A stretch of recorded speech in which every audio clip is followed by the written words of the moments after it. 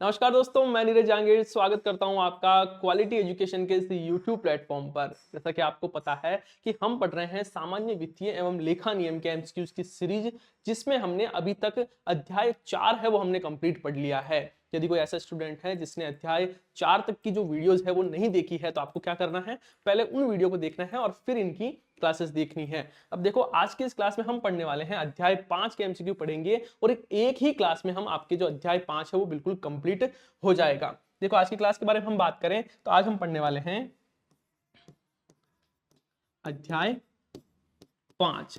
अध्याय 5 के बारे में बात करूं तो इसका नाम क्या है, तो इसका नाम है स्वीकृति की शक्तियां। मतलब स्वीकृति रिलेटेड जो शक्तियां हैं उसके बारे में इसमें बात की गई है। क्या बात की गई है?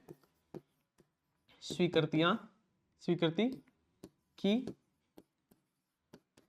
शक्तियां। स्वीकृति की शक्तियां के बारे में बात की गई है। और नियम की बात में करूं तो इसमें 61 से लेकर 63 तक के नियम शामिल हैं। नियम कौन कौन से हैं? तो नियम है आपसे 61 से लेकर 73 के नियम।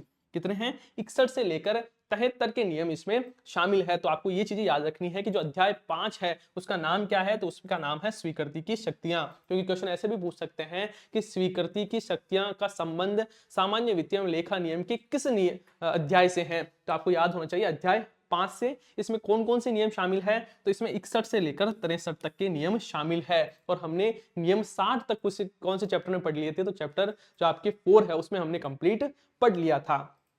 तो देखो, क्लास को स्टार्ट करें।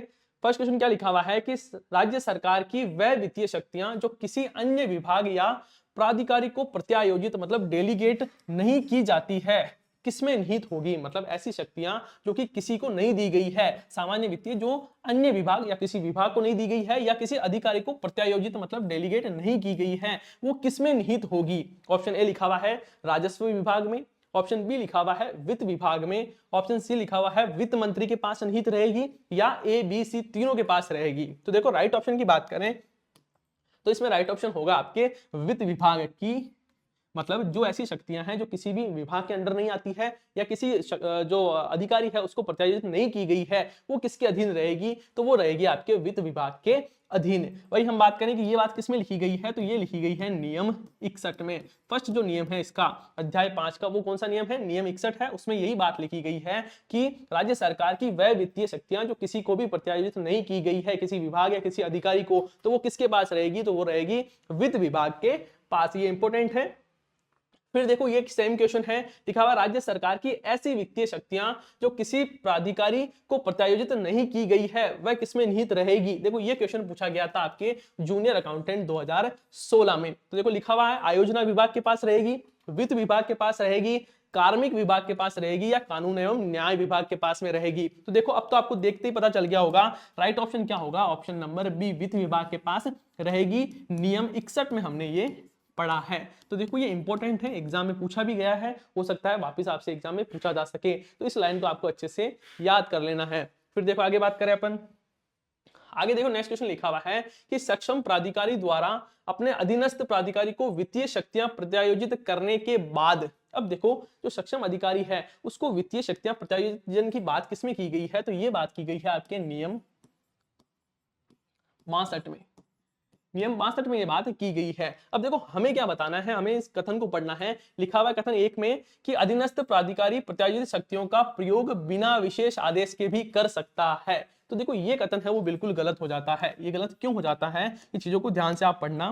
क्या लिखा हुआ है कि अधीनस्थ प्राधिकारी प्रत्यायोजित शक्तियों का प्रयोग बिना विशेष आदेश के भी कर सकता है। तो ये गलत क्यों हो जाता है, क्योंकि विशेष आदेश की आवश्यकता होती है, तभी क्या कर सकता है जो अधीनस्थ प्राधिकारी है वो प्रत्यायोजित मतलब डेलीकेटेड जो पावर है उसका प्रयोग कर सकता है। तो ये गलत हो जाता है। फिर देखो, आगे क्या लिखा हुआ है, किसी नियम द्वारा उपबंधित न किए जाए तब तक अधीनस्थ प्राधिकारी प्रत्यायोजित वित्तीय शक्तियों का प्रयोग नहीं कर सकता है। तो देखो, ये कथन यहाँ पर सही आ गई और यहाँ पर ये आपको बात भी समझ में आ गई होगी कि नियम 62 में क्या लिखा हुआ है कि जब तक किसी नियम द्वारा उपबंध न किया जाए तब तक अधीनस्थ प्राधिकारी प्रत्यायोजित वित्तीय शक्तियों का प्रयोग नहीं कर सकता है। ये लिखा गया आपके नियम 62 में। फिर देखो, आगे बात करें।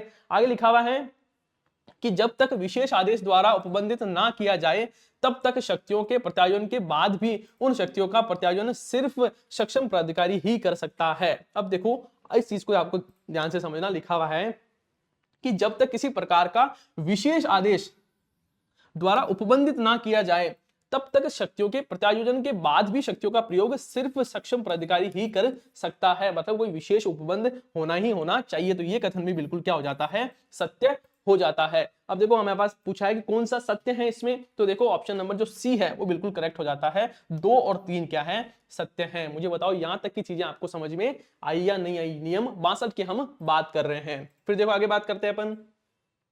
आगे लिखा हुआ है कि किसी प्राधिकारी को शक्तियों का प्रत्यायोजन करने के बाद वह प्राधिकारी सक्षम होगा, मतलब जिसको शक्तियां प्रदान की जा चुकी है उसके बाद में वह प्राधिकारी सक्षम होगा, मतलब क्या करने में सक्षम होगा उसके बारे में बात की जा रही है। तो लिखा हुआ संबंधित प्राधिकारी उन प्रत्यायोजित शक्तियों का प्रयोग पिछले मामले के संबंध में नहीं कर सकता है। तो देखो ये कथन है वो बिल्कुल गलत हो जाता है। ये गलत क्यों हो जाता है, देखो ये जो नियम की बात करें तो ये नियम है आपके नियम 63, नियम 63। कौन सा नियम है, तो ये नियम है आपके 63 जिसमें लिखा हुआ है भूतकाल के प्रकरण, क्यों प्रकरण जो है मतलब भूतकाल के मतलब जो पुराने प्रकरण हैं जिस दिन शक्तियों का प्रत्यायोजन किया गया है उससे पुराने जो प्रकरण है उसकी वित्तीय शक्तियों के बारे में बात की गई है। मैं लिख देता हूं यहां पर, भूतकाल के जो प्रकरण हैं, प्रकरणों की वित्तीय शक्तियां, ये बात किसमें लिखी गई है, ये लिखी गई है आपके नियम 63 में कि जो भूतकाल के हैं, मान लो जिस दिन पावर आपको डेलीगेट की गई है उससे पहले की कोई प्रकरण है वित्तीय संबंधी, तो उसके बारे में बात किसमें की गई है, नियम 62 में। अब देखो क्वेश्चन को वापस पढ़ो, लिखा हुआ है किसी प्राधिकारी को शक्तियों का प्रत्यायोजन करने के बाद वह प्राधिकारी सक्षम होगा, मतलब जिसको मतलब जो पावर है वो डेलीगेट कर दी गई है उसके बाद में वो किस चीज में सक्षम होगा। ऑप्शन ए में लिखा हुआ है कि संबंधित प्राधिकारी उन प्रत्यायोजित शक्तियों का प्रयोग पिछले मामले के संबंध में नहीं कर सकता है। तो यह कथन गलत हो जाता है क्योंकि वो व्यक्ति है वो क्या कर सकता है, जिसको शक्तियां प्रदान की गई है वह पिछले जो मामले हैं उसमें भी क्या कर सकता है, शक्तियों का प्रयोग कर सकता है। तो यहां पर ये नहीं होने की वजह से ये क्या हो जाता है, कथन है वो बिल्कुल गलत हो जाता है। फिर देखो आगे क्या लिखा हुआ है कि संबंधित प्राधिकारी उन प्रत्यायोजन शक्तियों का प्रयोग पिछले मामले के संबंध में भी कर सकता है। तो मुझे बताओ ऑटोमेटिक आपको पता चल गया होगा कि ये कथन है वो बिल्कुल सत्य हो जाता है। और यही बात लिखी गई है आपके नियम 63 में कि संबंधित जो अधिकारी है, प्राधिकारी है, वो उन प्रत्यायोजित शक्तियों का प्रयोग पिछले मामले के संबंध में भी कर सकता है।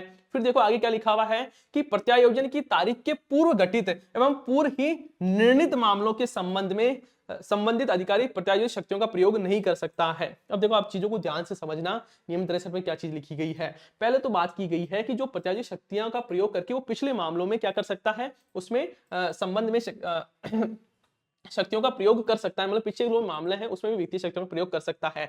लेकिन जो आपके देखो कथन 3 में क्या लिखा हुआ है कि प्रत्यायोजन के तारीख के पूर्व घटित, मतलब प्रत्यायोजन की पूर्व कोई चीज घटित हो गई है और पूर्व में ही उसका निर्णय ले लिया गया है, निर्णित मामलों के संबंध में क्या है, जो अधिकारी है वो प्रत्यायोजित शक्तियों का प्रयोग नहीं कर सकता है। इस चीज में बहुत बारीक सा अंतर है, ध्यान से समझना। जब ये पूछे कि संबंधित प्राधिकारी उन प्रत्यायोजित शक्तियों का प्रयोग पिछले मामले के संबंध में कर सकता है क्या, तो पिछले मामलों के संबंध में कर सकता है, लेकिन पिछला मामला कोई ऐसा मामला हो जो कि पूर्व में घटित हो चुका है, तो पिछला तो है ही है, साथ ही क्या है, पूर्व ही निर्णित मामला हो गया हो, तो उसमें जो प्रत्यायोजित शक्तियां हैं उसका प्रयोग नहीं किया जा सकता है। तो कथन जो 3 है वो भी क्या है, सत्य है। कथन 3 भी क्या हो जाता है, सत्य हो जाता है। तो देखो इसमें राइट ऑप्शन कौन सा हो गया, सही कूट का चयन करना है हमें, तो 2 और 3 क्या है, सत्य है। कहां पर है, आपके ऑप्शन नंबर सी है वो बिल्कुल करेक्ट हो जाता है। मुझे बताओ आपको नियम जो 63 है वो अच्छे से समझ में आया या नहीं आया। फिर देखो हम नेक्स्ट क्वेश्चन की बात करें, लिखा हुआ है किसी प्राधिकारी को अन्य पद के चालू कार्यभार प्राप्त होने पर,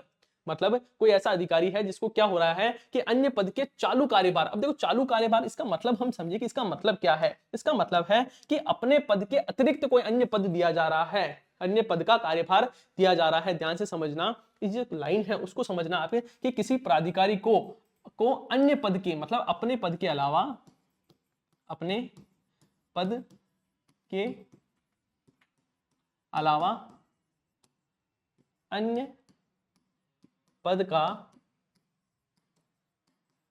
कार्यभार दिया जा रहा है तो उसकी बात की जा रही है। और ये बात किसमें लिखी गई है? तो ये लिखी गई है आपके नियम 64 में। किसमें लिखी गई है? नियम 64 में ये चीज लिखी गई है कि अपने पद के साथ साथ यदि कोई अन्य पद पर आपको अतिरिक्त कार्यभार दिया जा रहा है तो उसकी जो शक्तियां हैं उसके बारे में बात की गई है आपके नियम 64 में, कि आप अपना कार्य तो कर ही रहे हो, उसी के साथ साथ आप किसी अन्य पद का कार्यभार संभाल रखे हो तो आपकी जो शक्तियां हैं वो कैसी रहेगी, ये बात लिखी गई है आपके नियम 64 में। अब देखो नियम आपको समझ में आ गया होगा। अब देखो कथन की तरफ बढ़ते हैं अपन। लिखा हुआ है अन्य पद के चालू कार्यभार। अब देखो चालू कार्यभार का मतलब है आप अन्य किसी पद की बात की जा रही है। चालू मतलब खुद के अलावा कोई दूसरा काम कर रहे हैं। तो अन्य पद के चालू कार्यभार प्राप्त होते ही उन शक्तियों का प्रयोग कर सकता है। तो ये कथन बिल्कुल सत्य हो जाता है। वो क्या कर सकता है? जैसे ही उसको शक्तियां प्राप्त होती है वो सॉरी इसमें क्या लिखा हुआ? अन्य पद के चालू कार्यभार प्राप्त होते ही उन शक्तियों का प्रयोग कर सकता है। तो देखो इसमें दो चीजें हैं। कौन कौन सी शक्तियां हैं जिसको वो प्राप्त कर सकता है, ऐसी कुछ शक्तियां ऐसी हैं जिनको वो प्राप्त नहीं कर सकता। उसकी हम बात करें तो देखो एक तो प्रशासनिक कोई शक्ति है,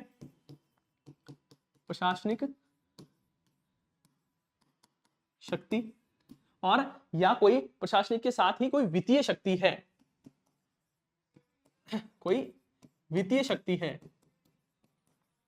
उनको तो क्या कर होगा, जैसे ही वो जो दूसरा पद है उसका कार्यभार ग्रहण करता है वैसे ही ये शक्तियां मिल जाएगी, लेकिन उसे विधिक शक्तियां नहीं प्राप्त होगी। ध्यान रखना, लेकिन उस कर्मचारी को कौन सी शक्तियां प्राप्त नहीं होगी? तो उसको जो विधिक शक्तियां हैं वो प्राप्त नहीं होगी। विधिक शक्तियां हैं वो प्राप्त नहीं होगी, ये आपको याद रखना है। वापिस समझना कि अन्य पद के चालू कार्यभार प्राप्त होते ही उन शक्तियों का प्रयोग कर सकता है। तो इसमें देखो वो कौन कौन सी शक्ति का प्रयोग कर सकता है? तो वह प्रशासनिक शक्तियों और वित्तीय शक्तियों का प्रयोग कर सकता है, लेकिन विधिक शक्तियां हैं उनका प्रयोग नहीं कर सकता है। तो ये कथन गलत हो जाता है। फिर देखो आगे क्या लिखा हुआ है? अन्य पद के चालू कार्यभार प्राप्त होने के बाद कानून द्वारा उपबंधित करने के बाद ही उसका प्रयोग कर सकता है। तो देखो ये कथन है वो बिल्कुल आपके सत्य हो जाता है कि जब क्या हो कि कोई उपबंध बना दिया गया है उसका प्रयोग कर वो क्या कर सकता है? जो सभी शक्तियां हैं वो प्राप्त कर सकता है। तो कथन 2 सत्य हो जाता है। तो इसमें राइट ऑप्शन कौन सा हो गया?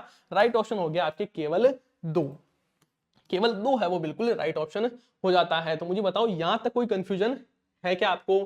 फिर देखो आगे बढ़ते हैं अपन। आगे क्या लिखा हुआ है? निम्नलिखित में से, जैसे मैं आपको हमेशा बताता हूं कि जैसे ही आपके सामने क्वेश्चन आता है, आप कहीं ऐसे स्टूडेंट होंगे जिन्होंने ये सारी चीजें पढ़ रखी होगी, उन्होंने बिल्कुल जो अध्याय 5 है वो पढ़ रखा होगा, तो उन्हें क्या करना है, जैसे ही उनके सामने क्वेश्चन आता है आपको क्वेश्चन का आंसर देना है, उसका नियम कौन सा है उसमें और कौन कौन सी चीजें आप बता सकते हो, सारी आपको खुद से सोचनी है। और जैसे ही वीडियो पॉज करके आप सोच सकते हो, जब आपको सारी चीजें आ जाती है वापिस आपको प्ले करना है। देखो क्या लिखा हुआ है? निम्नांकित में से किसकी सहमति के बिना किसी प्राधिकारी द्वारा राजस्व छोड़ने संबंधी आदेश नहीं दे सकता है? तो देखो ये सारी बातें लिखी गई है नियम 65 में।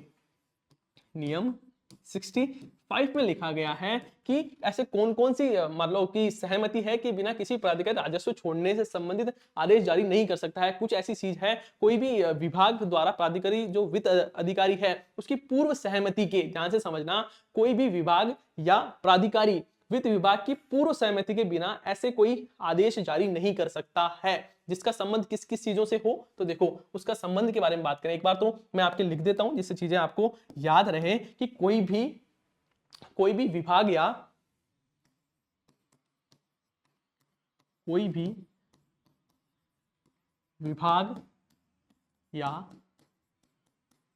प्राधिकारी, कोई भी विभाग या जो प्राधिकारी है वो ऐसे आदेश नहीं जारी कर सकता, ऐसे आदेश जारी नहीं कर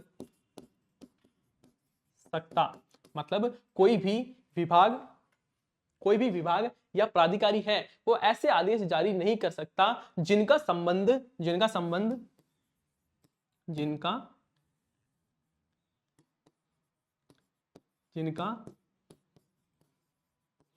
संबंध अब देखो किस किस से हो, वो देखो बात करें तो एक तो आपके राजस्व छूट से संबंधित नहीं होने चाहिए। एक तो किससे कि राजस्व छूट, एक भूमि अनुदान, मतलब ध्यान से समझ रहे हो क्या, नियम 65 में लिखा क्या हुआ है? नियम 65 में लिखा हुआ है कोई भी विभाग या कोई प्राधिकारी ऐसे आदेश जारी नहीं कर सकता है जिसका संबंध किससे हो, या जिसका संबंध राजस्व छूट से हो, या फिर भूमि अनुदान से हो, या पट्टा या लाइसेंस से हो। यहां लिख देता हूं मैं, पट्टा या लाइसेंस से हो, मतलब किसी प्रकार का लाइसेंस जारी करने से संबंधित वो विभाग या जो अधिकारी है वो कार्य नहीं कर सकता है। अब देखो इसमें क्या लिखा गया है कि निम्नलिखित में से किसकी सहमति के बिना किसी प्राधिकारी द्वारा राजस्व छोड़ने संबंधी आदेश नहीं दिया जा सकता है? वित्त विभाग की सहमति से, राजस्व विभाग की, ए या बी या वित्त समिति की। तो देखो इसमें राइट ऑप्शन हो जाता है आपके वित्त विभाग की सहमति की। अब देखो चीजें आपको बिल्कुल क्लियर हो गई होगी। नियम 65 में लिखा हुआ है कोई भी विभाग या प्राधिकारी ऐसे आदेश जारी नहीं कर सकता है जिसका संबंध किससे हो, राजस्व छूट से हो, भूमि अनुदान से हो, पट्टा या लाइसेंस से हो, या किसी प्रकार का जो अधिकार है, वनाधिकार है, पानी पर अधिकार है, बिजली पर अधिकार है, इस प्रकार के कोई भी चीजें हैं वो क्या नहीं कर सकता, विभाग या प्राधिकारी नहीं कर सकता। लेकिन किसकी सहमति पर किया जा सकता है? तो यदि वित्त विभाग क्या कर दे कि आदेश जारी कर दे तब ये चीज की जा सकती है। अब मुझे बताओ सारी चीजें समझ में आई या नहीं आई? फिर देखो आगे बात करें अपन, आगे लिखा हुआ निम्नलिखित में से किन मामले में कोई आदेश जारी करने से पूर्व वित्त विभाग की सहमति आवश्यक है? निम्नलिखित में से किन मामलों में कोई आदेश जारी करने से पूर्व वित्त विभाग की सहमति का बात की गई है, आवश्यक है? तो देखो ये किसमें लिखी गई है, अभी अभी हमने देखा नियम 65 में की बात कर रहे हैं हम। नियम 65 में ये बात की जा रही है और देखो लिखा हुआ क्या है, भूमि की मंजूरी, राजस्व का निर्धारण और खनिजों के लाइसेंस या वनों के अधिकार। अब देखो यहाँ चीज देखो हमने यहाँ पे पढ़ी थी, ये सेम बात है, नियम 65 यहाँ पढ़ रहे हैं, देखो ये सेम क्वेश्चन यहाँ पर आ गया है। तो एक तो देखो भूमि की मंजूरी है, तो मैंने बताया था कि भूमि पर अनुदान देना या भूमि की मंजूरी है वो वित्त विभाग की सहमति से नहीं दी जा सकती, तो ये बिल्कुल सही हो जाता है। फिर लिखा राजस्व का निर्धारण, मतलब राजस्व में छूट या राजस्व का निर्धारण है वो किसी प्रकार के नहीं किया जा सकता, तो ये भी सही हो जाता है। खनिजों के लिए लाइसेंस नहीं दिया जा सकता, मैंने बोला किसी प्रकार का पट्टा या लाइसेंस जारी नहीं किया जा सकता, किसके बिना, वित्त विभाग की सहमति के बिना। कोई भी विभाग या कोई भी प्राधिकारी है वो किसी प्रकार की जो इसमें आदेश जारी नहीं कर सकता है। वनों के अधिकार, तो ये भी नहीं किया जा सकता। साथ में पानी और बिजली है उसका किसी प्रकार का अधिकार है वो जो वित्त विभाग है उसकी सहमति के बिना जारी नहीं किया जा सकता है। तो देखो इसमें सारे ही सही है, तो राइट ऑप्शन कौन सा हो गया, डी है, वो राइट ऑप्शन इसमें हो जाता है। ऑप्शन नंबर डी, 1 2 3 व 4 ये चारों है वो कूट है वो क्या है, बिल्कुल सही है। अब मुझे बताओ कि आपको नियम 65 समझ में आया क्या? इंपॉर्टेंट है, एग्जाम में पूछा जा सकता है, तो अच्छे से याद कर लेना। याद हो ही गया होगा, मैंने आपको कितनी बार बता दिया, इनको अच्छे से समझा दिया। दूसरा ये क्वेश्चन है, इसको अपन ने अच्छे से समझ लिया, तो अब तो आपको अच्छे से याद हो ही गया होगा। फिर देखो आगे बात करें अपन, आगे लिखा हुआ है कि हानियों का अपलेखन करने की शक्तियों की जांच के लिए निम्नलिखित में से किसको भेजी जाती है? क्या लिखा हुआ है कि जो हानियां हैं उसका जो अपलेखन है उसमें शक्तियों की जांच के लिए किसको भेजी जाती है? वित्त विभाग के अध्यक्ष को भेजी जाती है, राजस्व के विभाग के अध्यक्ष को भेजा जाती है, या कोषाध्यक्ष को भेजा जाती है, या महालेखाकार को ये जांच भेजी जाती है? तो देखो इसके बारे में हम बात करें तो ये सारी चीजें लिखी गई है आपके नियम 66 में। किसमें? नियम 66 में ये बात लिखी गई है कि जो महालेखाकार है उसके द्वारा क्या भेजी जाएगी, जांच की जाएगी। तो राइट ऑप्शन कौन सा हो जाता है, महालेखाकार, इसमें राइट ऑप्शन हो जाता है। और ये क्वेश्चन आपके जूनियर अकाउंटेंट 2016 में पूछा गया है। फिर देखो आगे बात करें, आगे लिखा सक्षम प्राधिकारी द्वारा जारी की गई वित्तीय स्वीकृतियों एवं आदेशों की संसूचना निम्नलिखित में से किसको दी जाती है? मतलब सक्षम जो प्राधिकारी है उसके द्वारा किसी प्रकार की वित्तीय स्वीकृतियां हैं वो जारी की गई है, तो उसकी जो आदेशों की संसूचना है वो निम्नलिखित में से किसको जारी की मतलब किसको दी जाएगी? अब देखो क्या लिखा हुआ है, वित्त विभाग के अध्यक्ष को दी जाएगी, वित्त मंत्री को दी जाएगी, महालेखाकार को दी जाएगी, या कोषाधिकारी को दी जाएगी? तो देखो इसमें भी राइट ऑप्शन कौन सा हो जाता है, ऑप्शन नंबर जो सी है वो इसमें राइट हो जाता है। किसमें लिखा गया है? तो नियम 68 में ही लिखा गया है। अब देखो आपको समझ में आ रहा होगा हम क्या कर रहे हैं, हम लगातार नियम पढ़ते जा रहे हैं जिससे आपको क्या हो कि सारे इस एमसीक्यू के माध्यम से तो सभी जो नियम है वो आपको बिल्कुल क्लियर हो जाए। फिर देखो आगे क्या लिखा हुआ है, आगे क्वेश्चन है कि प्रशासनिक विभाग द्वारा अपनी वित्तीय शक्तियों के परे जारी किए गए अन्य वित्तीय शक्तियों या आदेश की संसूचना दी जाएगी। ध्यान से समझना क्वेश्चन क्या लिखा हुआ है। क्वेश्चन में लिखा हुआ है कि प्रशासनिक विभाग द्वारा अपनी वित्तीय शक्तियों से परे, मतलब वित्तीय शक्तियों के अलावा, मतलब जो उसकी शक्तियां हैं उससे परे, या मतलब परे का मतलब यहाँ पे चीजों को ध्यान से समझना। लिखा हुआ है प्रशासनिक विभाग द्वारा अपनी वित्तीय शक्तियां, मतलब जो खुद की वित्तीय शक्तियां हैं उसके अलावा कोई अन्य वित्तीय शक्तियों या आदेश की संसूचना की जाएगी, मतलब किसको दी जाएगी। तो देखो ऑप्शन ए में क्या लिखा हुआ है, केवल वित्त विभाग को, सीधे महालेखाकार को, महालेखाकार की अनुमति से वित्त विभाग को, या वित्त विभाग की अनुमति से महालेखाकार को। तो देखो इसमें राइट ऑप्शन होगा कि आपको क्या करना है, वित्त विभाग की अनुमति लेना है और फिर किसको भेजना है, महालेखाकार को। ध्यान से समझना, यहाँ पर क्या लिखा हुआ है, यहाँ लिखा हुआ है प्रशासनिक विभाग द्वारा अपने वित्तीय शक्तियों के परे जारी की गई अन्य वित्तीय शक्तियों या आदेश की सूचना संसूचना किसको दी जानी चाहिए। तो देखो केवल विधि विभाग को भी नहीं दे सकते, सीधे महालेखाकार को भी नहीं दे सकते, महालेखाकार की अनुमति से विधि विभाग को भी नहीं देना है, किसको देना है, विधि विभाग की अनुमति से महालेखाकार को। ये सेम बात भी लिखी गई है आपके नियम 68 में। देखो यहाँ पर हमने क्या पढ़ा था कि सक्षम अधिकारी द्वारा जारी की गई वित्तीय स्वीकृतियां एवं आदेशों की संसूचना निम्नलिखित में से किसको दी जानी चाहिए। अब देखो यहाँ क्या कर रहा है, जो सक्षम अधिकारी है वो अपनी वित्तीय शक्तियों के बारे में बात की जा रही है, तब किसको भेजेगा, महालेखाकार को, नियम 68 में लिखा हुआ है।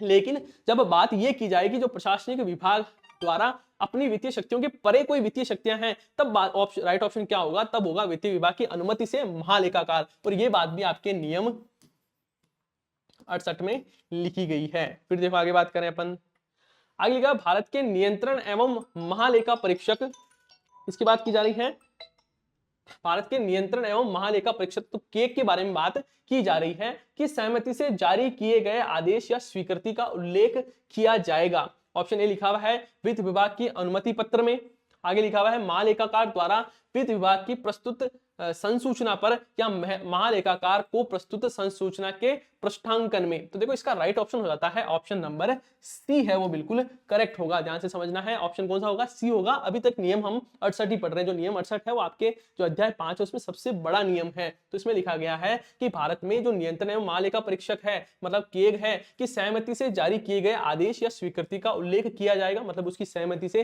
किसी प्रकार के आदेश जारी किए गए हैं या किसी प्रकार की स्वीकृति दी गई है, तो वो कहां पर होगी, तो वो होगी महालेखाकार को प्रस्तुत संसूचना के पृष्ठांकन में होगी। फिर देखो आगे बात करें, आगे लिखा हुआ है कि प्रत्यायोजनों के अधीन जारी किए गए विभागाध्यक्षों की स्वीकृतियों एवं आदेशों की संसूचना निम्नलिखित में से किसके द्वारा एवं कैसे जारी की जाती है। तो देखो इसमें हम बात करें तो लिखा हुआ संबंधित कार्यालय के अराजपत्रित अधिकारी द्वारा हस्ताक्षर करके, संबंधित कार्यालय के अराजपत्रित अधिकारी द्वारा बिना हस्ताक्षर करके, या संबंधित कार्यालय के राजपत्रित अधिकारी द्वारा हस्ताक्षर करके। अब देखो यहां से आपको समझ में आ गया होगा राइट ऑप्शन कौन सा है। फिर देखो डी क्या लिखा हुआ है, संबंधित कार्यालय के राजपत्रित अधिकारी द्वारा बिना हस्ताक्षर करके। अब देखो कॉमन सेंस का सवाल है, देखते पता लगता है कि भाई राजपत्रित अधिकारी होगा तो उसका साइन होगा, अब ऐसा तो हो नहीं सकता कि अराजपत्रित अधिकारी होगा, फिर ऐसा भी नहीं हो सकता कि अराजपत्रित अधिकारी है और वो फिर बिना साइन करके कर दे। तो देखो इसमें राइट ऑप्शन सी देखते ही पता लगता है कि राजपत्रित अधिकारी होना चाहिए और उसका हस्ताक्षर भी होंगे। तो देखो ये भी नियम आपके 68 ही की बात कर रहे हैं। फिर देखो आगे लिखा हुआ है कि विभागाध्यक्ष द्वारा जारी की गई स्वीकृतियों में से निम्नलिखित को महालेखाकार के लिए पृष्ठांकित किया जाता है। देखो अभी भी हमने पढ़ा था, लिखा हुआ है सरकारी कर्मचारियों को ऋणों एवं अग्रिमों की मंजूरी करने संबंधी स्वीकृतियां। फिर लिखा हुआ है बी में आपके कि सरकारी कर्मचारी की नियुक्ति, पदोन्नति, स्थानांतरण संबंधी स्वीकृतियां, या चार्ज संभालने एवं चार्ज संभालने की स्वीकृतियां। अब देखो कि जो विभागाध्यक्ष है उसके द्वारा जारी की गई जो स्वीकृतियां हैं वो निम्नांकित में से महालेखाकार को पृष्ठांकित किया जाएगा। तो देखो इसमें ये तीनों ऑप्शन है वो सही हो जाते हैं कि जो सरकारी कर्मचारी है उसमें ऋणों और जो उनको अग्रिम जो मंजूरी दी जा रही है उससे संबंधित में स्वीकृतियां, ये भी सही है। सरकारी कर्मचारियों की नियुक्ति, पदोन्नति और उसका स्थानांतरण संबंधी स्वीकृतियां हैं वो भी पृष्ठांकित की जाएगी महालेखाकार द्वारा, और चार्ज संभालने की स्वीकृतियां भी होगी। तो इसमें राइट ऑप्शन कौन सा हो जाता है, ए, मतलब 1, 2 और 3 तीनों जो कूट है वो क्या है, सत्य है। तो मुझे बताओ यहां तक कोई कंफ्यूजन है क्या। फिर देखो आगे बात करें, आगे लिखा हुआ है कि ऐसे मामलों में जहां किसी स्वीकृति या आदेश से संबंधित दस्तावेजों को गोपनीय समझा जाता है उनके तथ्यों के विवरण पर किसके हस्ताक्षर होने चाहिए। मतलब कोई ऐसा मामला है या ऐसी कोई स्वीकृति है या ऐसा कोई आदेश है, कोई दस्तावेज है जिसकी गोपनीयता रखनी चाहिए, मतलब वो गोपनीय रहना चाहिए, तो उस पर किसके हस्ताक्षर होंगे। क्या लिखा हुआ है, महालेखाकार के, प्रशासनिक विभाग के अध्यक्ष के, या प्रशासनिक विभाग के सचिव के। तो देखो इसमें राइट ऑप्शन होगा कि इस पे किसके साइन होंगे, तो इसमें प्रशासनिक विभाग का जो सचिव है उसके हस्ताक्षर होने चाहिए। फिर देखो आगे बात करें अपन, आगे लिखा है वित्तीय स्वीकृतियों देने वाले आदेश एवं पत्रों का प्रारूप होना चाहिए कि जो क्या कर रहे हैं, ऐसा कोई मान लो कि कोई प्रकार की वित्तीय स्वीकृति दी जा रही है तो उसका जो आदेश होगा उस और जो पत्र होगा उसका प्रारूप कैसा होगा, ये बात की जा रही है। तो उसको देखो प्रारूप के बारे में हमें 3 कथन दिए गए हैं, हमें क्या करना है, हमें ये बताना है कि इनमें से सत्य कथन कौन सा है। तो देखो ऑप्शन ए में लिखा हुआ स्पष्ट एवं संदिग्ध होना चाहिए, तो ये भी बिल्कुल कि स्पष्ट एवं संदिग्ध वो क्या है कि नहीं होना चाहिए, मतलब समझो स्पष्ट तो सही है, यहाँ पर स्पष्ट तो होना ही चाहिए, लेकिन मुझे बताओ संदिग्ध होना चाहिए क्या, तो ये गलत हो जाता है। फिर आगे लिखा हुआ है कि शर्तों पर विस्तृत उल्लेख होना चाहिए, कि जो शर्त है उस पर विस्तृत उल्लेख होना चाहिए, या जो ब्यौरा है वो विभ्रम उत्पन्न करने वाला ना हो। अब देखो ध्यान से समझना, यहाँ पर स्पष्ट तो सही है, संदिग्ध गलत हो गया। शर्तों का विस्तृत उल्लेख होना चाहिए, तो वो तो आदेश पर थोड़ी होगा शर्तों का, तो ये भी गलत हो जाता है। ऑप्शन लिखा हुआ ब्यौरा जो विभ्रम उत्पन्न करने वाला ना हो। विभ्रम मतलब भ्रम का उल्टा हो गया, विभ्रम मतलब ऐसा नहीं हो कि किसी प्रकार का भ्रम हो, उसमें जो ब्यौरा दिया गया है उसमें कोई भ्रम नहीं होना चाहिए। इसमें क्या होना चाहिए कि जो आदेश है, जो पत्र है, जो प्रारूप दिया जा रहा है वो एक तो स्पष्ट होना चाहिए, उसमें सारी चीजें हैं वो स्पष्ट रूप से लिखी गई होनी चाहिए, और उसमें किसी प्रकार का संदेह नहीं होना चाहिए, मतलब किसी प्रकार का संदेहास्पद वो जो आदेश है या पत्र है वो नहीं होना चाहिए। तो देखो इसमें राइट ऑप्शन की हम बात करें तो राइट ऑप्शन कौन सा हो जाता है, तो इसमें राइट ऑप्शन हो जाता है आपके ऑप्शन नंबर जो केवल 3 है, जो कूट कौन सा है, जो 3 है कि ब्यौरा है वो विभ्रम उत्पन्न करने वाला ना हो, कि मतलब किसी प्रकार का भ्रम नहीं होना चाहिए आदेश में। फिर देखो आगे बात करें अपन,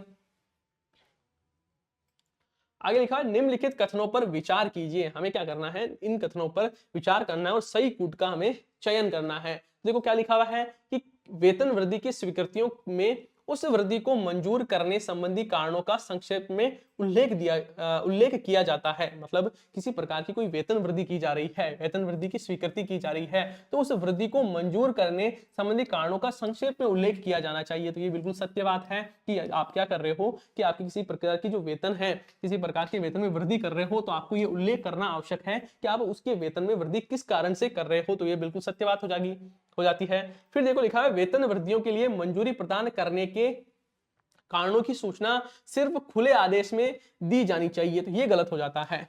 ये गलत क्यों हो जाता है कि यदि आप वेतन बढ़ा रहे हो तब तो ठीक है, यदि किसी प्रकार का वेतन नहीं बढ़ा रहे हो तब आपको क्या करना है कि इस चीज को गोपनीय रखना है कि वेतन वृद्धि की मंजूरी नहीं दी जा रही है, तो उसके कारणों की जो सूचना है वो खुले आदेश नहीं होकर क्या होना चाहिए, गोपनीय आदेश होने चाहिए। कैसे आदेश होने चाहिए, तो वो आदेश होने चाहिए आपके गोपनीय आदेश होने चाहिए। तो ये कथन गलत हो जाता है। फिर देखो क्या लिखा है वेतन वृद्धि के कारणों की सूचना महालेखाकार को दी जाती है, तो ये कथन भी बिल्कुल सही है। तो वेतन वृद्धि के कोई कारण है उसकी सूचना किसको देनी है, तो महालेखाकार को दी जानी चाहिए। तो देखो इसमें राइट ऑप्शन कौन सा हो गया, जो कथन 1 और कथन 3 है वो सत्य है। तो देखो राइट ऑप्शन हो जाता है आपके ऑप्शन नंबर 1, केवल 1 व 3 जो कथन है वो क्या है, बिल्कुल सत्य है। फिर देखो आगे बात करें, आगे लिखा हुआ है कि व्यय की स्वीकृतियों के समस्त प्रस्तावों में स्पष्ट रूप से उल्लेख किया जाता है कि जो व्यय की जो स्वीकृतियां हैं उसके बारे में जो समस्त प्रस्ताव है वो स्पष्ट रूप से उल्लेखित किया जाएगा। अब क्या क्या चीजें की जाएगी ये हमें देखो बताना है कि क्या व्यय से संबंधित बजट अनुमानों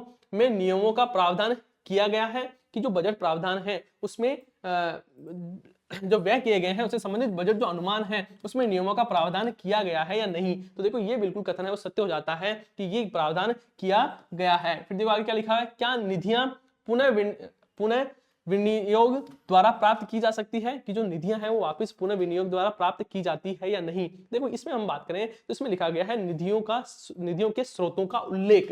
ये कौन सा है, इस नियम में लिखा गया है कि जो निधियां हैं उसके जो स्रोत है उसका उल्लेख के बारे में बात की गई है। तो ये भी आपको याद रखना है, इसके बारे में बात की गई है, निधियों के स्रोतों का उल्लेख। क्या बात की गई है, निधियों के स्रोतों के बारे में उल्लेख। तो देखो इसमें जो ऑप्शन ए है वो भी सही हो गया, और आपके जो कथन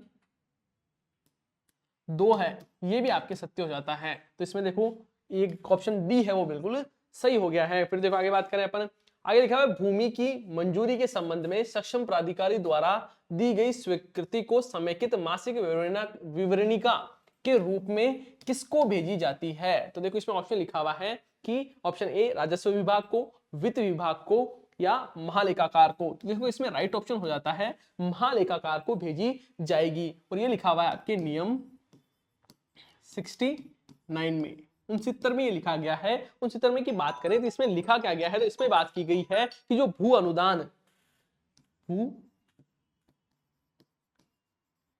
मतलब जो भू अनुदान है और तथा जो भू राजस्व है,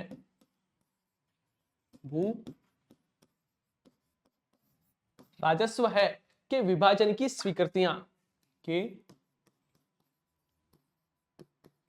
विभाजन की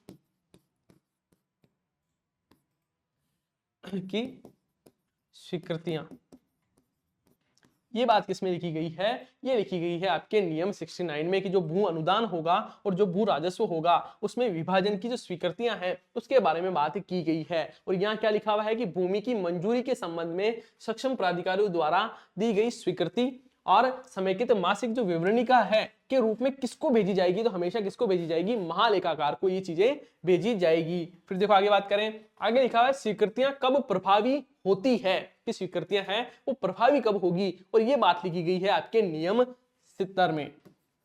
नियम जो 70 है उसमें बात लिखी गई है कि जो स्वीकृतियां हैं, जिस कौन सी स्वीकृतियां? आपके भू अनुदान तथा भू राजस्व की जो विभाजन की जो स्वीकृतियां हैं इसके बारे में बात की जा रही है कि ये है वो प्रभावी कब होगी। और ये बात लिखी गई है आपके नियम 70 में। नियम 70 में ये लिखा गया है कि स्वीकृतियां कब प्रभावी होगी, यही नाम है इसका। क्या लिखा गया है कि जो स्वीकृतियां हैं वो कब प्रभावी होगी, ये बात लिखी गई है आपके नियम 70 में। अब देखो हम बात करें कथन के बारे में, लिखा हुआ सामान्य जिस तारीख को जारी की जाती है उसी तारीख को प्रभावी होगी। तो बिल्कुल सही बात है कि जिस दिन स्वीकृति जारी की जाती है उसी तारीख को ये क्या हो जाती है? प्रभावी हो जाती है। फिर देखो आगे लिखा हुआ है स्वीकृतियों में विनिर्दिष्ट की गई तारीख को प्रभावी होगी, मतलब जिस दिन स्वीकृति है उसमें बताया गया है उसी तारीख को होगी। तो ये भी कथन बिल्कुल सत्य हो जाता है। फिर देखो आगे लिखा है स्वीकृतियां जारी होने के बाद महालेखाकार के आदेश के बाद जारी होती है। तो ये कथन बिल्कुल गलत हो जाता है। ये गलत क्यों हो जाता है कि जो स्वीकृतियां हैं वो जारी होने की जो महालेखाकार है उसके आदेश के बाद ही जारी होगी। तो देखो राइट ऑप्शन कौन सा हो जाता है? ए और बी है वो क्या है? बिल्कुल सही है। फिर देखो आगे बात करें अपन, फिर देखो नेक्स्ट क्वेश्चन क्या लिखा हुआ है कि निम्नलिखित में से किसकी पूर्व सहमति के बिना सरकारी कर्मचारी के वेतन संशोधन या रियायतें संबंधी स्वीकृतियों को भूतलक्षी प्रभाव नहीं किया जाएगा। अब देखो इसका मतलब क्या है? भूतलक्षी का मतलब है पूर्व की, भूतपूर्व की बात की जा रही है। किसकी? भूतपूर्व की बात की जा रही है, मतलब पहले। मतलब देखो ध्यान से समझो कि लिखा हुआ है निम्नलिखित में से किसकी पूर्व सहमति के बिना सरकारी कर्मचारी के वेतन संशोधन या रियायतें संबंधी स्वीकृतियां, जैसे मान लो कि आप आज काम कर रहे हो, अब आपको बोला जाए मैं आज आपको घोषणा करूं कि आपकी सैलरी पिछली जो मान लो कि दिसंबर की जो 28 तारीख थी या जो 15 तारीख थी उससे आपकी सैलरी बढ़ाई जाती है। तो हमने क्या किया है कि आदेश जारी किया है पहले के टाइम का। तो ये पूछ रहा है कि किसकी सहमति के बिना आप भूतकाल के किसी प्रकार की मान लो वेतन संशोधन है या किसी प्रकार की रियायतें दी जा रही है उसकी स्वीकृति जारी नहीं कर सकते हैं, ये आपसे पूछा गया है। देखो हमने देखो इसका राइट ऑप्शन के बारे में बात करें तो आप कॉमन सेंस से भी इसका आंसर दे सकते हो। अभी तक हमने यही पढ़ा है कि कोई बड़ी चीज आ रही हो तो उसकी सहमति किसकी लेनी है? तो वित्त विभाग की सहमति लेनी है। तो यहाँ पर भी क्या होगा? राइट ऑप्शन वित्त विभाग ही होगा। अब ये भूतलक्षी से आपको समझ में आ गया क्या? ऐसा ही लिखा हुआ आएगा जो आपके नियम 71 है, नियम 71 है, उसमें ये बातें लिखी गई है कि जो भूतलक्षी को इसी प्रकार के आदेश और इसको प्रभावी करने की बात की गई है कि वो किससे होंगे? वित्त विभाग की सहमति से ही वो आदेश जारी किए जाएंगे या प्रभाव में आएंगे। फिर देखो आगे क्या लिखा हुआ है कि सरकारी कर्मचारी को वेतन के संशोधन या रियायतों की मंजूरी से संबंधित वित्तीय स्वीकृतियों को कितने वर्ष से अधिक तक भूतलक्षी प्रभाव नहीं दिया जाएगा। अब ध्यान से समझना ये क्वेश्चन क्या कहना चाह रहा है। ये क्वेश्चन बोल रहा है कि सरकारी कर्मचारी को वेतन में संशोधन, अभी अभी हमने पढ़ा नियम कौन सा है? तो ये भी है आपके नियम 71 की बात की जा रही है। पहले तो हमने क्या पढ़ा कि किसी प्रकार के वेतन में यदि संशोधन किया जा रहा है या वेतन में रियायत दी जा रही है तो वो किसकी सहमति से दी जाएगी? भूतपूर्व में किसकी सहमति से दी जाएगी? तो वो दी जाएगी वित्त विभाग की। कि यदि आप क्या कर रहे हो, ऐसा कह रहे हो कि आज की तारीख में आप घोषणा कर रहे हो कि पिछले साल से आपकी जो सैलरी है वो इतनी बढ़ा दी जाएगी। मतलब क्या करना है? आपको पिछले साल जितनी बढ़ाई वो पैसे देना है और अब आप जो आज से भी जो सैलरी बनेगी वो भी बढ़ती भी बनानी है। तो ये सारी चीजें यदि आप कर रहे हो तो किसकी सहमति से करना होगा, वो करना होगा आपको वित्त विभाग की सहमति से। तो ये चीज समझ में आ गई, ये हमने यहाँ पर पढ़ ही ली थी। फिर देखो आगे क्या बोल रहा है इसी नियम में कि यदि कोई सरकारी कर्मचारी के क्या किया जा रहा है, वेतन में संशोधन किया जा रहा है या उसकी रियायत दी जा रही है, तो उसकी जो मंजूरी संबंधित वित्तीय जो स्वीकृतियां हैं वो कितने वर्ष से अधिक तक भूतलक्षी प्रभाव नहीं दिया जाएगा। मतलब कितने साल पहले तक आप चीजें ये कर सकते हो। मतलब ऐसा नहीं हो जैसे मान लो आज का ये दिन है ना, आप यहाँ क्या कर रहे हो, कोई आदेश दे रहे हो, किसी प्रकार का आदेश आप दे रहे हो कि जो वेतन, और ये आदेश किससे संबंधित है, ये वेतन से संबंधित है, वेतन में किसी प्रकार की संशोधन या आपकी रियायत है उसके बारे में बात कर रहे हो। तो ये पिछले कितने साल तक नहीं होनी चाहिए, ये 3 साल से ज्यादा तक की नहीं हो सकती। मतलब आप क्या कर सकते हो, पिछले 3 साल से ज्यादा तक के आदेश जारी नहीं कर सकते हो। तो देखो इसमें राइट ऑप्शन कौन सा हो जाएगा, राइट ऑप्शन हो जाएगा इसमें ऑप्शन ए 3 वर्ष। मतलब जो भूतलक्षी प्रभाव है वो कितना नहीं होना चाहिए, 3 वर्ष से अधिक नहीं होना चाहिए। फिर देखो यहां तक आपको चीजें समझ में आ गई होगी। फिर देखो आगे हम बात करते हैं, आगे लिखा हुआ है कि स्वीकृतियों के व्यक्तिगत लैप्स होने के संदर्भ में निम्नलिखित कथनों पर विचार कीजिए। तो देखो ये बात लिखी गई है आपके नियम 72 में, नियम 72 में क्या लिखा गया है आपके कि जो स्वीकृतियां हैं उसके लैप्स होने की बात की गई है, कि जो स्वीकृतियां दी जा रही है उसके लैप्स होने से संबंधित ये नियम आपके 72 है। अब देखो हमसे इसमें 2 कथन दिए गए हैं, हमें बात करना है। लिखा हुआ है सामान्य नए प्रभाव की स्वीकृतियां के जारी होने की तारीख के 6 माह के भीतर संपूर्ण या आंशिक भुगतान नहीं किया जाता है तो जो स्वीकृतियां हैं वो क्या हो जाएगी, व्यक्तिगत हो जाएगी, लैप्स हो जाएगी। अब देखो ये कथन के बारे में बात करें तो ये कथन है वो गलत हो जाता है। गलत क्यों हो जाता है, क्योंकि यहाँ पर 6 माह नहीं आकर क्या होगा, 12 माह आएगा। मतलब यदि आप क्या कर रहे हो, 12 महीने में यदि आप आंशिक भुगतान नहीं करते हो तो वो जो स्वीकृति है वो क्या हो जाएगी, लैप्स हो जाएगी। ये चीज आपको समझनी है। तो मुझे बताओ ये कथन गलत हो गया ना, क्योंकि क्या करना है आपको, 6 महीने के भीतर नहीं 12 महीने के भीतर आपको क्या करना है, आंशिक भुगतान यदि आपने नहीं किया है तो क्या होगा, जो स्वीकृति है वो क्या हो जाएगी, लैप्स हो जाएगी, व्यक्तिगत हो जाएगी। फिर देखो आगे क्या लिखा हुआ है, जब स्वीकृति के चालू रहने की अवधि का उल्लेख स्वयं स्वीकृति में किया गया हो तो वह उस अवधि के समाप्त होने पर व्यक्तिगत हो जाएगी। ध्यान से समझना, कथन क्या बोल रहा है कि जब स्वीकृति के चालू रहने की अवधि का उल्लेख स्वयं स्वीकृति में किया गया है कि भाई इस दिन वो चालू होगी, तो वह उस अवधि के समाप्त होने पर व्यक्तिगत हो जाएगी। मतलब जिसमें मान लो लिखा गया है तो वो जिस दिन लिखा गया है उस दिन क्या हो जाएगी, वो लैप्स हो जाएगी। तो ये कथन है वो बिल्कुल सत्य है। अब मुझे बताओ राइट ऑप्शन कौन सा हो जाता है इसमें, राइट ऑप्शन हो जाता है केवल 2 है वो क्या है, सत्य है। मुझे बताओ यहां तक की चीज समझ में आई क्या। फिर देखो आगे बात करें, आगे क्या, सामान्य वित्तीय एवं लेखा नियम के किस नियम में जो स्वीकृतियां हैं उसके व्यक्तिगत की बात की गई है। तो देखो हमने अभी अभी पढ़ा है स्वीकृति के जो व्यक्तिगत या लैप्स के बारे में बात किसमें की गई है, तो वो की गई है आपके नियम 72 में, नियम 72 में ये बात की गई है। और ये क्वेश्चन है देखो आपको जो जूनियर अकाउंटेंट 2012 में पूछा गया है। फिर देखो आगे क्या लिखा गया है, स्वीकृतियां कब प्रभावी होगी का प्रावधान किया गया है। देखो हमने देखा था कि जो स्वीकृतियां हैं वो प्रभावी कब होगी, ये हमने पढ़ा था आपके नियम 70 में, और ये भी आपके क्वेश्चन 2011 में पूछा गया था। फिर देखो आगे क्या लिखा हुआ है कि सामान्य क्रय करने के मामले में स्वीकृति व्यक्तिगत नहीं होगी। मतलब जो सामान्य प्रकार का किसी प्रकार का क्रय किया जा रहा है तो उसमें जो स्वीकृति है वो व्यक्तिगत नहीं होगी, मतलब लैप्स नहीं होगी। इसके संबंध में हमें 3 कथन दिए गए हैं, हमें राइट ऑप्शन बताना है। तो देखो क्या लिखा हुआ है कि सामान की स्थानीय या सीधी खरीद के मामले में निविदाएं स्वीकृत कर ली गई हो, तो ये कथन बिल्कुल सत्य हो जाता है। फिर देखो आगे लिखा हुआ है कि केंद्रीय भंडार गृह संगठन द्वारा अनुमोदित कर सुविधा पर आदेश दे दिए गए हो, तब वो आपकी क्या होगी, जो आपके किसी प्रकार की यदि अनुमोदन की सुविधा की गई है वो क्या होगी, लैप्स नहीं होगी। तो ये कथन भी सत्य हो जाता है। आगे लिखा हुआ है महानिदेशक आपूर्तित व निपटान द्वारा अनुमोदित कर संविदा पर आदेश दे दिए गए हो, तो वो भी क्या होगी, लैप्स नहीं होगी। मतलब ये तीनों स्थिति में जो आपके स्वीकृति है वो क्या नहीं होगी, लैप्स नहीं होगी। तो इसमें राइट ऑप्शन कौन सा हो जाता है, 1, 2 और 3, ऑप्शन नंबर जो सी है वो आपकी बिल्कुल करेक्ट हो जाता है। तो देखो यहां तक बात करूं तो मैं आज की क्लास है वो समाप्त हो जाती है। आपको आई होप ये जो वीडियो है वो आपके लिए यूजफुल रही होगी। यदि वीडियो पसंद आया है तो वीडियो को लाइक करें, चैनल को सब्सक्राइब करें और कमेंट करना न भूलें। धन्यवाद।